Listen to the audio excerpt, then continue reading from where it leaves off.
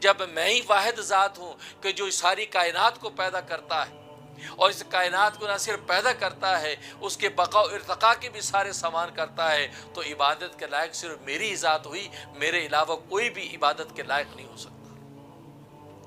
اس لیے کہ جن پتھروں کے بتوں کو تم پوجتے ہو وہ بھی میں نے پیدا کیے ہیں، جن درختوں کی پوجا پاٹ تم کرتے ہو وہ درخت بھی میں نے پیدا کیے ہیں، جن آسمان کے چاند سورج ستاروں کو دیوتا سمجھتے ہو وہ میری تخلیق کا حصہ ہے، جن دریاؤں کی روانیوں کو دیوتا سمجھتے ہو وہ دریا میں نے روا کیے ہیں، جن پہاڑوں کی قوت عظمت کو دیوتا سمجھ کے تم کے سامنے جھکتے ہو وہ پہاڑ بھی میں نے پیدا کیے ہیں، جس آگ کو دیکھ کر تم آگ کو خدا سمجھ بیٹھتے ہو، اس کے سامنے سجدہ ریز ہوتے ہو، وہ آگ بھی میں نے پیدا کی ہے۔ گویا کہ کائنات کی کون سی ایسی چیز ہے جو میرے کام کے نتیجے میں وجود میں نہیں آئی؟ میرے کام کے نتیجے میں ہر چیز جب وجود میں آئی ہے تو ربوبیت کا حق بھی میں ادا کر رہا ہوں، نہ صرف میں نے پیدا کر دیا بلکہ اس کے بقا و ارتقاء کی بھی سارے سامان کر رہا ہوں، تو حقیقی رب تو میں ہوں، اور رب ہونے کا حق یہ ہے کہ تم اگر عبادت کرو تو صرف اور صرف میری عبادت کرو۔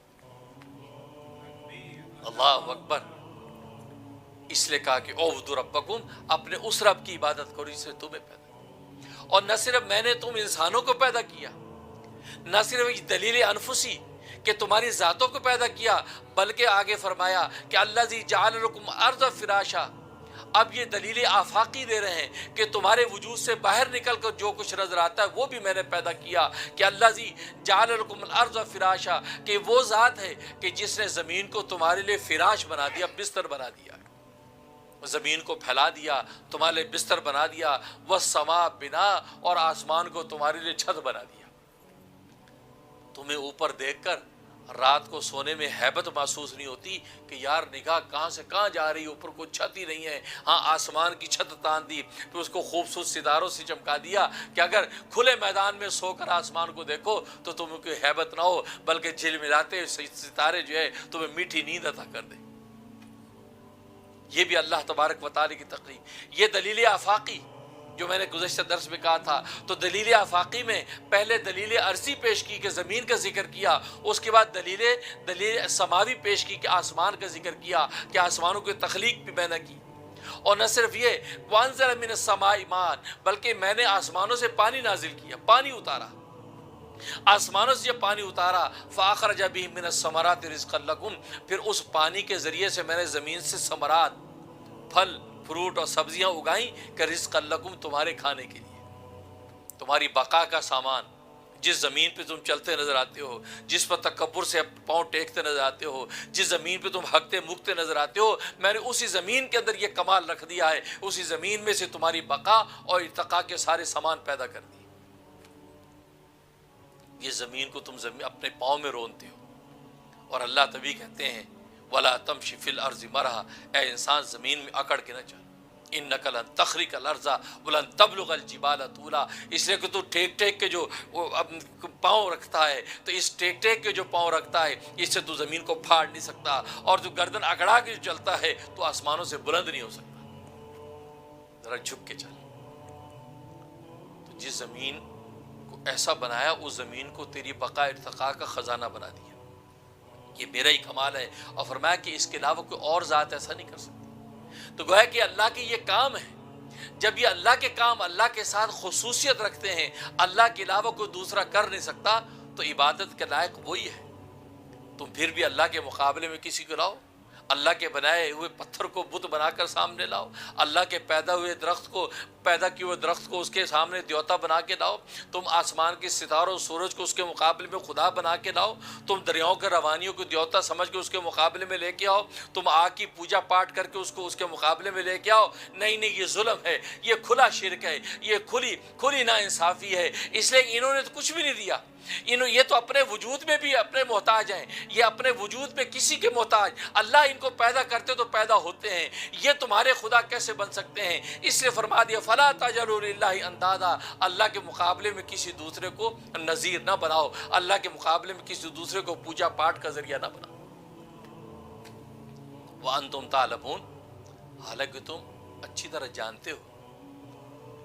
تو دیکھیے اللہ تبارک و تعالی نے ان آیات میں اپنے کام کو ذکر کیا، اور یہ کام اللہ تبارک و تعالی کی ذات کے ساتھ خاص ہے، کوئی دوسرا نہیں کر سکتا۔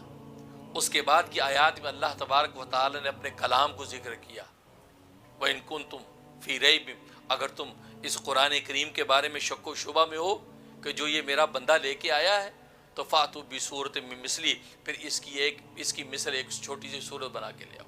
اللہ کا کلام، تو اللہ کا کام اور اللہ کا کلام، یہ دونوں چیزوں کا دعویٰ کر کے اللہ تبارک و تعالی نے اپنی ربوبیت کو ثابت کر دیا کہ میرا کام میرے ساتھ خاص ہے، میں ہی کر سکتا ہوں، اور میرا کلام بھی میرے ساتھ خاص ہے، جو کلام میں نے اتارا ہے ایسا کلام کو دوسرا اتار نہیں سکتا۔ جب یہ دونوں ایسے کمالات میرے پاس ہیں، اور اس کائنات کی دو ہی نوعیتیں ہیں، یا اس کی مادی نوعیت ہے جس کا تعلق اللہ کے کام کے ساتھ ہے، یا اس کی روحانی نوعیت ہے جس کا تعلق اللہ کے کلام کے ساتھ ہے، کوئی تیسری نوعیت ہی نہیں ہے۔ کائنات ساری کی ساری ان دو چیزوں میں سمٹی ہوئی ہے، اور دونوں کے اندر میں ہی ہوں۔ میں نے کام کر کے کائنات بنا دی، اور میں نے کلام اتار کے انسان کو ایمانیات کی منزلیں طے کرا دی ہیں، تو پھر میرے علاوہ کون ہے کہ جس کے سامنے تم سجدہ کرو؟ صرف میری ہی ذات ہے، لہذا میرے علاوہ کسی کے سامنے سجدہ کرنا یہ کھلا شرک اور ظلم ہوگا۔ اس لیے سورۃ الرحمن میں بھی اللہ نے اس بات کا اشارہ کیا تھا، الرحمن علم القرآن خلق الانسان۔ رحمان کہہ کے کہا تھا کہ رحمان نے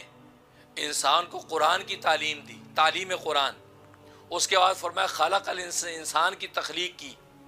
تو وہاں تعلیم قرآن پہلے ذکر کی، تخلیق انسان بعد میں ذکر کی، اور دونوں کو رحمان کے بعد ذکر کیا۔ اشارہ اس بات کی طرف کر دیا کہ رحمان کی رحمانیت کے نتیجے میں دو رحمتیں انسانوں کو دی جا رہی ہیں، ایک تعلیم قرآن کی رحمت دی جا رہی ہے، ایک تخلیق انسان کی رحمت دی جا رہی ہے، اور یہ ایسی رحمتیں ہیں یہ رحمان ذات کے علاوہ کوئی دوسرا دے ہی نہیں سکتا۔ جب نہیں دے سکتا تو وہ رحمان ذات ہی اس قابل ہے کہ اس کے سامنے سجدہ کیا جائے۔ اس لیے کہ رحمان کسے کہتے ہیں؟ رحمان اللہ کے علاوہ کسی دوسرے کو کہہ بھی نہیں سکتے، کیونکہ رحمان یہ اللہ تبارک و تعالیٰ کے ساتھ خاص ہے۔ لہٰذا اگر کسی کا نام رکھنا ہو تو عبد الرحمان تو کہہ سکتے ہیں، رحمان بھائی نہیں کہہ سکتے۔ آج لوگ کہتے ہیں رحمان انکل کیا حال ہے، رحمان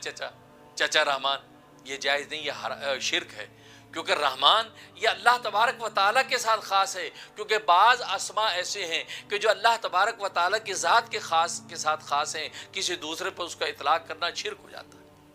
اس میں سے رحمان بھی ہے، غفور بھی ہے، قیوم بھی ہے۔ عبد القیوم کہنا چاہیے، قیوم چچا نہیں کہہ سکتے، قیوم انکل نہیں کہہ سکتے۔ غفور ہے تو عبد الغفور کہیں، غفور بابا نہیں کہہ سکتے، اس لیے کہ عبد الغفور اللہ تبارک و تعالیٰ کے ساتھ خاص۔ تو رحمان کی رحمانی اللہ کے ساتھ خاص ہے، یہ کسی دوسرے کو رحمان کہہ نہیں سکتے۔ اس لیے اس سورت کو رحمان سے شروع کر کے اللہ تبارک و تعالیٰ نے اشارہ کر دیا کہ بعد میں آنے والی جو دو رحمتوں کو ذکر کر رہا ہوں، یہ رحمتیں میری ذات سے صادر ہو سکتی ہے، کسی اور سے ہو ہی نہیں سکتی۔